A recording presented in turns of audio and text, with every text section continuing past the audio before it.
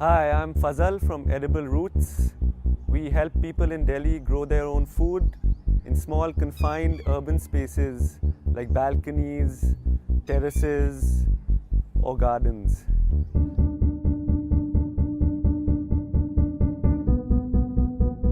Today I'm going to show you how to set up a bamboo planter using bamboo, trays, a weed cloth and of course your soil mix.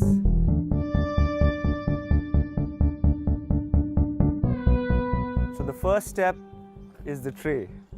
Karan's going to show us how to put trays on your terrace to ensure that water doesn't seep into your house and give it space underneath to run off. The key part of putting a tray is to see that the keys lock into their sockets to make sure the trays don't move. The dimensions of these trays are about 2 feet by 1.5 feet.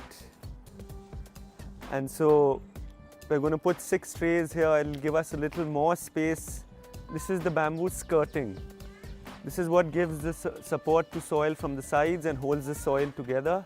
We use a thin metal wire to attach the bamboo planks to each other. Once you've tied all 4 planks to each other in the corners, this is what your box should look like. And then you place the skirting on the trays to make sure that your soil doesn't come in direct contact with the terrace. So the third step of this process is the weed cloth.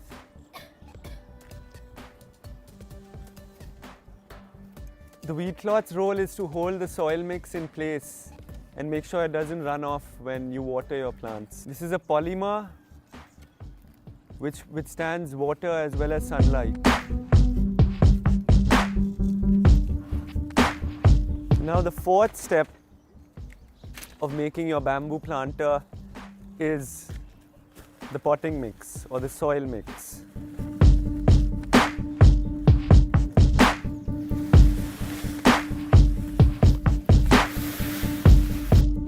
So the potting mix is a crucial part of your rooftop planter. The mix we use is a combination of coco peat, vermicompost, gobar khad and vermiculite. It's to provide the right breathable, airy, porous texture for plant roots to easily spread and find a comfortable home.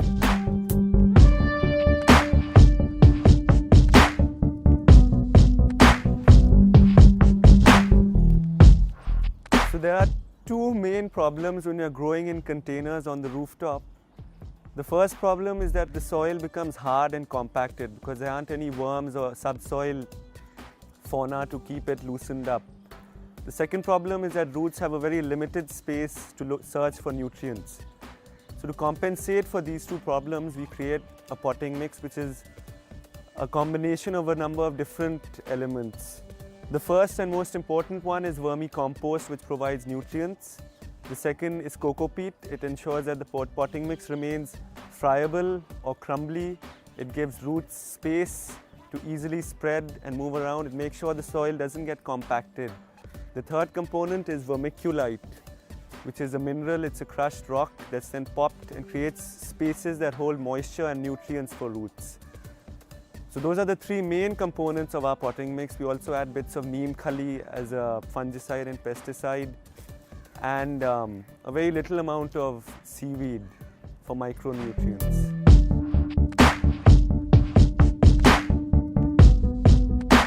So we use this small tokaris, bamboo baskets, to grow something called microgreens and shoots. Microgreens are basically the stage of a plant after the sprout. So we are very used to eating of sprouts like mung sprouts and bean sprouts that we eat at home. But the stage after that, which is the first stem and the first 2 leaves, so that's what's called a microgreen. That stage of the plant is the stage when it has the maximum diversity of minerals available to it, and the enzymes are also very rich and available at this time because the life force is just awakening at that time in the seed. So what microgreens are basically is growing that and harvesting it at about the 7th day. So the first stem has come out and the 2 leaves have come out, and you pull the whole thing out and you use that in salads or anything where you eat raw. You don't have to cook them. So in a tokery like this, you would just sort of make the soil a bit rough. And the seeds that you would use for growing microgreens are something that's fast growing. So usually they are the seeds of the greens family, like alfalfa or methi, sarson. You can also plant some of the radishes, also a lot of the cabbage, cauliflower, bok choy. All of these seeds that look like a rye are usually very fast germinating. So we use these seeds as microgreens. So I've taken some seeds of sarson with me over here, made the soil rough. You plant it very densely because this one you want it to grow very densely. So we plant the seeds very densely in this. And what you will see after about 7 days is the first stem and about 2 leaves. And then you just pull the whole thing out along with the root. Even the root is supposed to be eaten. You just lightly rinse it to wash off any soil that might be attached to it, and then you just put it in a salad or a soup. So once the seeds have been put, you just take another amount of potting soil and you just cover the seeds lightly, and then you will water it with a watering can. You can keep this in partial sun, or about where you get about 3 to 4 hours of sun, or maybe even lesser than that, and just water it very lightly to keep the soil moist. In about 7 days you will start seeing the sprouts out, and you can harvest them. And once you harvest it, again you replant it, and you can keep growing in these tokeries for a very long time. So we use these tokeries as well, just like this box is one option. You can use these tokeries or those ACP sheets over there. So in about a tokery of this size, you would plant about, let's say, 5 to 6 saplings, and they'll grow to a decent enough size. You make a slight depression in the soil, and then you plant each sapling at about an equal distance. Okay, so once we have planted the saplings, they need to be immediately watered lightly with a shower head like that, and so that the roots of the plants can get settled. They are very vulnerable right at the transplanting stage. You want to water just enough, not too much so that the water drains, but also not so little that the soil gets dry. It has to stay lightly moist at all times. So depending on the season, it might be once a day or once every other day, and depending on how much sunlight your space gets, it might be even sometimes twice a day.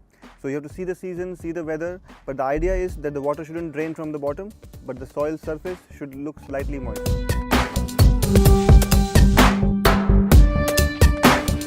So we are here at this terrace garden in Zorbagh that we had set up about 1.5 months ago, about 2 months actually. And the plants that we are growing here are mostly the winter ones that we had planted about 2 months ago again. You can see French beans, celery, some herbs, thyme, sage, parsley, of course all the greens, the palak, bathua, dhania. The deeper boxes are for vegetables that need a deeper root zone. We also have some small pink radishes, cabbage, cauliflower, beetroot over here. So this is the variety of things that has been grown. Over the last 2 months, once the setup has been done, the main things that go into the maintenance of it is basically watering it appropriately, which in the winter is about once a day, maybe sometimes every other day. The next thing is basically, sort of keeping to, some sort of organic sprays. So we have some neem spray that we use that needs to be sprayed on a frequent basis, like about once a week. So that is also done besides the watering, and some fertilizing, like a seaweed powder or a humic acid. These are all organic nutrients that can be provided to the plants, and that's done about on a week or 10 days basis, so that the plants stay healthy. Basically what happens is, when we grow in boxes or in any urban space, in a confined space, the roots of the plants are confined, so they can't go wherever they want to get the nutrients. So the main thing is to feed the plants more frequently than you normally would on a land, and just water it correctly. Going forward now, as you can see, some of the plants are starting to bolt. As you can see the yellow flowers in that, that means that the heat is increasing and it's going into summer. That's basically going to seed, so that's a sign that the temperatures are rising. Going forward in the summers over here, it's going to get extremely hot, so we are going to cover this whole space with a white shade net.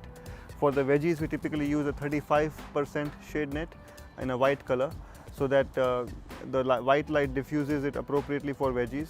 Plus the 35% shade net blocks 35% of the light and allows the 65% to flow through, which is what the veggies need.